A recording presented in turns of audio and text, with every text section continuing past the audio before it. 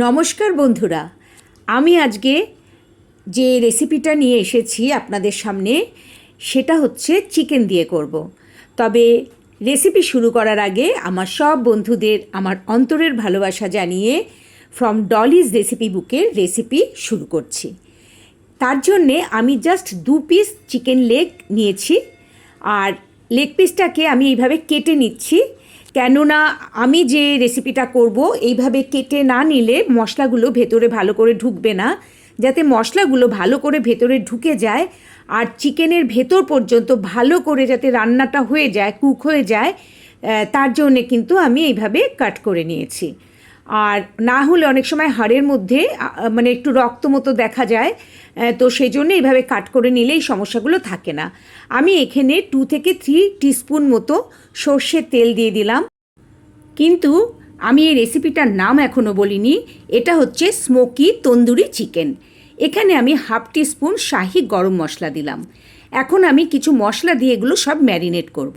আর 1 চামচ মানে 1 টিস্পুন আমি মানে পেঁয়াজের পেস্ট দিলাম, আর 1/2 টিস্পুন আদার পেস্ট দিলাম, আর 1 টিস্পুন মতো এখানে রসুনের পেস্ট দিলাম।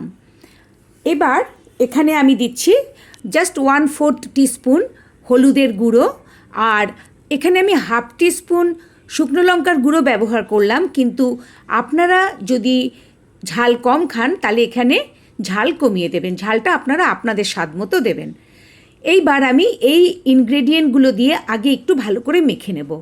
এটার পেস্ট বানিয়ে তার মধ্যে চিকেন ডোবানো যাবে না, কেননা যেহেতু এখানে আমি জল ব্যবহার করছি না, আর দই দেব কিন্তু খুব সামান্য। সেই জন্যে আমাকে এইভাবেই কিন্তু মশলাগুলো চিকেনের মধ্যে দিয়ে ম্যারিনেট করতে হবে।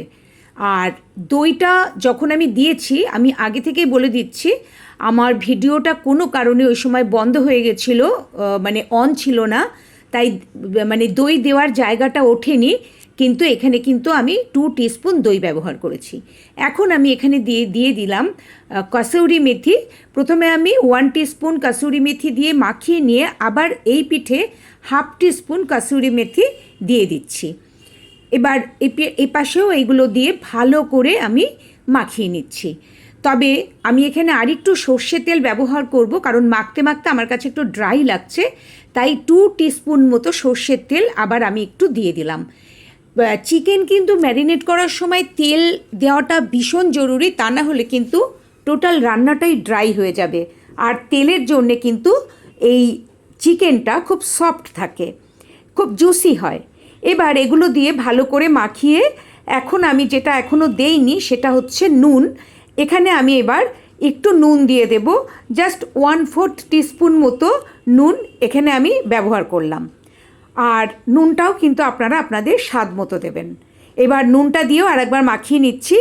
এইবার আমি এখানে দই দিচ্ছি, কিন্তু ঠিক দই দেওয়ার সময় এটা কোনোভাবে আমার ক্যামেরাটা মানে বন্ধ হয়ে গেছিলো। এবার দেখুন এখানে আমি 2 টিস্পুন দই দিয়েছি, আর যার জন্যে কালারটাও দেখুন বদলে গেছে, একটা দই যে দিয়েছি বোঝা যাচ্ছে। তো ওই জন্য আপনারা কিন্তু 2 টিস্পুন দই দিয়ে নেবেন। ব্যাস হয়ে গেছে আমার সমস্ত ইনগ্রেডিয়েন্ট দেওয়া, এবং খুব সুন্দর করে আমি এটা ম্যারিনেট করে 1/2 ঘন্টা রেখে দিচ্ছি। আপনাদের যদি সময় থাকে আপনারা আরও বেশি সময় রাখবেন, তাহলে কিন্তু খুব ভালো হবে রান্নাটা। এবার এটা 1/2 ঘন্টা রাখার পর আমি ফিরে এসে এটাকে ফ্রাই করব। এখন 1/2 ঘন্টা হয়ে গেছে। আমি 1/2 ঘন্টা বাদে গ্যাসে ফ্রাইং প্যানটা বসিয়ে এর মধ্যে ঘি দিচ্ছি। এখানে আমি প্রথমে ঘি আর তারপরে সর্ষের তেল দেব। মোটামুটি আমি 1 টিস্পুন মানে 1.5 টিস্পুন ঘি দিয়েছি আমি এখানে, আর 2 টিস্পুন সর্ষের তেল। কারণ ঘি দিলে আমি যখন চিকেনটা ভাজবো তখন তার ফ্লেভারটা খুব সুন্দর হবে। কারণ তন্দুরি অ্যাকচুয়ালি এগুলো হচ্ছে মোগলাইখানার মধ্যে পড়ে, আর মোগলাইখানা মানেই কিন্তু ঘি। এবার এখানে আমি 2 টিস্পুন সর্ষের তেল মিশিয়ে দিচ্ছি। শুধু ঘিয়ে করব না, কারণ এতটা ঘি খেতে ঠিক আমরা তো অভ্যস্ত নই, তাই আমি একটু সর্ষের তেলও এর মধ্যে মিশিয়ে দিলাম। এবার এটা গরম হয়ে গেছে, চিকেনগুলো আমি এর মধ্যে ছেড়ে দিচ্ছি। আর চিকেনগুলো আমি এপাশ ওপাশ করে প্রায় 15 থেকে 20 মিনিট ঢেকে ঢেকে ভেজে নেব। এবার আমি এটা ছেড়ে দিলাম, আর এর মধ্যে যে মশলা মাখানো ছিল সেই মশলাগুলো আমি ভালো করে আবার এর মধ্যে মানে চিকেনের মধ্যে মাখিয়ে দিচ্ছি, যেগুলো প্লেটে লেগে আছে। এবার এটা আমি গ্যাসের ফ্লেম লো করে মানে এতক্ষণ তেল গরম হওয়া আর চিকেন ছাড়া পর্যন্ত কিন্তু আমি মিডিয়াম ফ্লেমে রেখেছি, কিন্তু এবার পুরো রান্নাটা লো ফ্লেমে হবে। এবার কিন্তু আমি পুরো লো করে আর ঢেকে এটা মানে রান্না করব চিকেনটা, যাতে ভালো করে ভেতরটা বয়েল হয়ে যায়। এটা কিন্তু হাই ফ্লেমে দিলে বা মিডিয়ামে দিলে বাইরেটা পুড়ে যাবে, ভেতরটা কিন্তু হবে না। 5 মিনিট বাদে আমি ফিরে এসে এবার আবার এই পাশটায় উল্টে এই পাশটাকে হতে দেব। এটাও কিন্তু আবার 5 মিনিট আমি এইভাবে ঢাকা দিয়ে করে নেব এই পাশটা। এরমভাবে আমি মোট 4 বার, মানে এই পাশ দুবার আর ওই পাশ দুবার করে প্রায় 15-20 মিনিট মতো এটা আমি লো ফ্লেমে ঢাকা দিয়ে ভাজবো, যাতে চিকেনটা খুব ভালোভাবে বয়েল হয়ে যায়। আবার আমি ঢাকা দিয়ে এই পাশটা 5 মিনিটের জন্য হতে দিচ্ছি। 5 মিনিট বাদে কিন্তু আমি ফিরে আসলাম। এবার ঢাকনা খুলে আমি দেখিয়ে দিচ্ছি যে ওই পাশটা আবার কতটা হয়েছে। এখন কিন্তু আবার উল্টে দিয়ে, এই যে এই পাশটা এরম হয়েছে, আবার কিন্তু আমি উল্টে দিয়ে এটা কিছুক্ষণ, মানে 5 মিনিট না হলেও প্রায় 3-4 মিনিট মতো হতে দেব। আপনাদের যদি আমার রান্নাটা ভালো লাগে তাহলে একটা লাইক করার জন্য অনুরোধ রইল, আর অনুরোধ রইল আমার রান্নার চ্যানেলটা সাবস্ক্রাইব করার জন্যে। এখন আবার আমি ঢেকে দিয়ে ওরকম 3-4 মিনিট করে নিলাম। করে নিয়ে এটা কিন্তু আমি 3-4 মিনিট বাদে কিন্তু ঢাকনাটা খুলে পাশ ফিরিয়ে আবার এইভাবে আমি করে নিলাম প্রায় 15-20 মিনিট। এখন আমার রান্না কমপ্লিট। এবার আমি তুলে নেব চিকেনগুলো। আর যদি আপনারা আমার চ্যানেল সাবস্ক্রাইব করেন তাহলে কিন্তু পরের রান্নার নোটিফিকেশন আপনারা পেয়ে যাবেন। এখন এটা আমি স্মোকি ফ্লেভার দেওয়ার জন্যে এই ছাঁকনিটা গ্যাসে বসিয়ে দিলাম, আর গ্যাস কিন্তু জ্বলছে। এর উপরে আমি চিকেনগুলো রেখে দেব।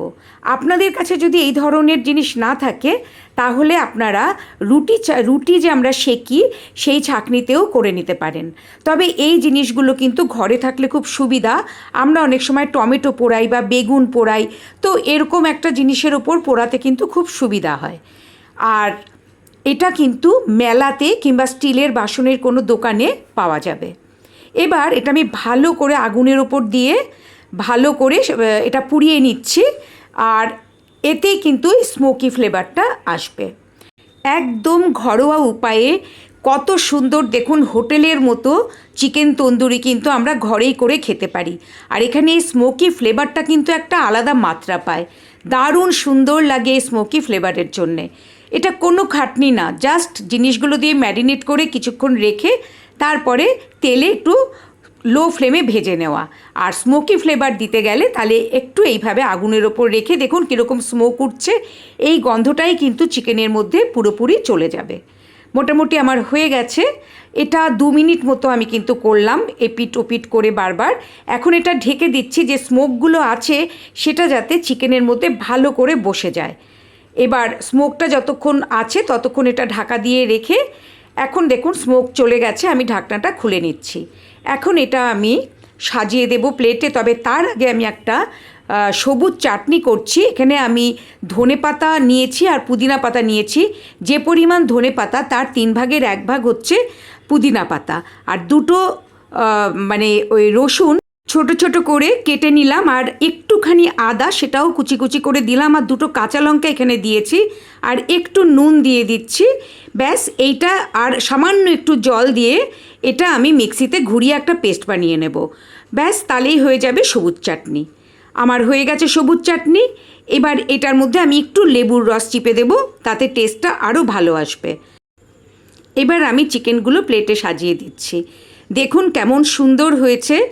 আর এটা কিন্তু মানে একদম দেখতে যেন হোটেলের মতোই লাগছে। আর এর সাথে একটু পেঁয়াজ, একটু টমেটো আর একটু শসা সাজিয়ে নিলে তো কোনো কথাই নেই।